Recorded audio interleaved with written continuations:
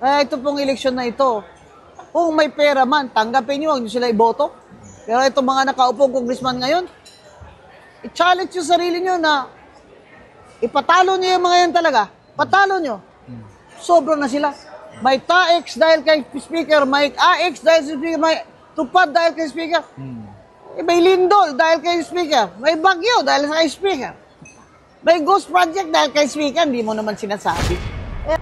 Kayang-kaya nilang ipanalo ang mga tamang tao pagka senador. Ang ano ko naman, masyado naman magastos tumakbo. Kaya dapat i-reform talaga ng COMELEC. Wala nang TV ads, wala nang wala na, Facebook na lang kasi kahit mahirap ka, pwede ka mag-Facebook. Walang TV ads, walang radio ads, walang billboards na mga LED na yan. Kung ako, chairman, wala. Just level the playing field. Saka sinasabi ko nga, wala nang pork barrel. Wala nang infrastructure fund ang mga congressman. Tingnan ko lang kung gusto pa nilang mag-congressman. Opo. Attorney... Kasi nag-congressman ng mga yan para mangurakot eh. Opo. Attorney, kamakailan si Governor Chavit Singson ay may press con at may pahayag po, kaugnay nga po doon sa kung anong lugar bang dapat imbestagahan. Ang sabi ng Governor Chavit Singson, yung lugar mismo ni PBBM sa Ilocos. Ano ho bang masasabi po ninyo doon? May alam siya. Kasi taga roon naman siya. Di ba? Pero dapat bang unahin yung mismong lugar na ni PBBM?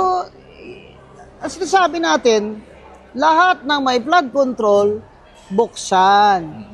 Sino ang kontraktor? Sino ang congressman? I-publish lahat yan sa isang website ng DBM at ng DPWH.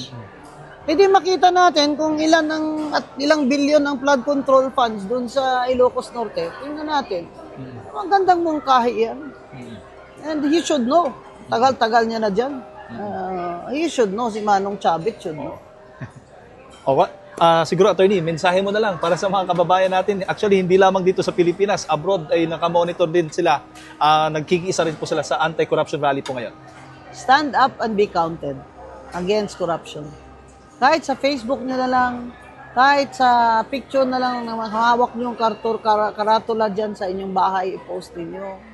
Kahit na mag-ingay na lang kayo, kaldero dyan sa labas ng bahay ninyo, bawat may simultaneous rally ay lumahok po kayo. Napakahalaga po nitong mga protesta natin para sana may totoo ng pagbabago. Ang hinihingi lang naman natin sa administrasyon ni BBM ay huwag nang pahele-hele. Huwag na pong pabebe-bebe. Ako? Bakit siya umiiyak? Dapat sila paiyakin niya. At sabihin na ng speaker na bago si Speaker D, wala nang kickbackan ha, Kong? Wala nang kickbackan. Nakakaya na hindi na tayo makalakad ng tuwid dito. Inaano na tayo ng mga tao. Dinuduraan na yung mga dinadaanan natin. Alam nyo, galit na talaga mga tao. Ay, wag po sanang mag-stop itong galit natin hanggang wala tayong makitang paparusahan at ipakukulong. Mapapabilis po yan lahat kung gustuhin ni BBM. Kayang-kaya po niya yan. Pero kailangan mayroon siyang political will at meron siyang energy at meron siyang good advice lagi sa mga nakapalibot sa kanya.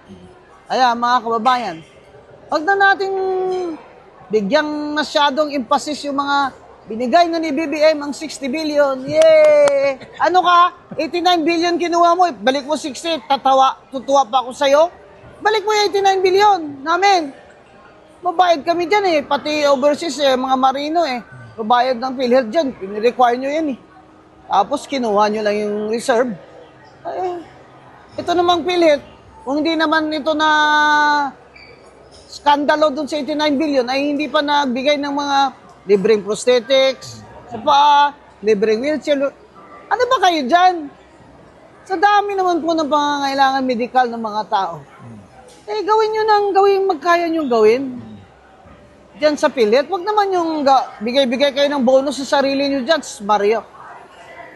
Wag naman kayong ganyan. Tayo nga dito galit na nga mga tao sa pangungurako, tapos kayo, bibigay kayo mga government corporations dyan, bigay-bigay kayo dyan ng mga sweldo nyo na laki at mga Christmas bonus nyo dapat i-publish nyo yan, magkano mga binobonus. Ipasoli yan, COA, ipasoli nyo yan sa kanila. Panggisalaw yan ng COA. Ako si BBM, wala. Bakit kayo may Christmas bonus? Ibigay nyo yan sa mga mahihirap. Ibigay nyo yan sa, magpa-scholarship kayo dyan. Magpa-ano kayo dyan. So, ang ano ko lang, wala na ba lang tunay na pagmamahal sa bayan? Wala nang willing ba? Wala na ba kayong budhi?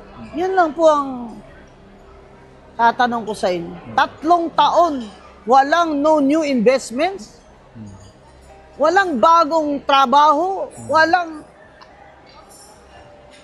ang taas ng mga pagkain dahil sa mga smuggling nyo dyan sa customs. Gusto nyo, import lang ng import para meron kayong share. Yan ang problema ngayon sa gobyerno ni BBM. Lahat ng nandyan sa gobyerno gustong kumita. Abay, kung ako, presidente, walang classmate sa kabinete. Total, mga matanders na yan kayo lahat eh. Tama na. Ang gustong magkabinet, talagang i-publish lahat. Yung mga 2 asawa, 3 asawa, ibali na yung mga bading, okay lang maging bading kung hindi magnanakaw. Tapos pumirma sila ng waiver nila.